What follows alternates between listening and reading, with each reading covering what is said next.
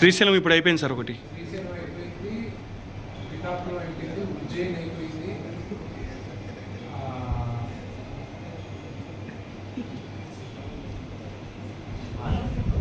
అల్లంపూర్, జోగులాంబ.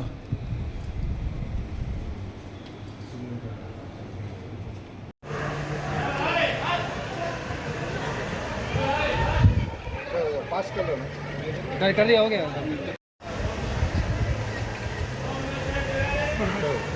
थोड़ा गैप में रहा साइलेंट ఈరోజు నేను శ్రీశైలం మల్లికార్జున స్వామి నుంచి దర్శించుకున్నాను, శక్తిపీఠాన్ని దర్శించుకున్నాను.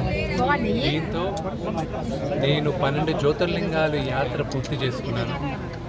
ఈరోజు 25వ తేదీ, 27వ తేదీ కన్నప్ప చిత్రం విడుదల అవుతుంది.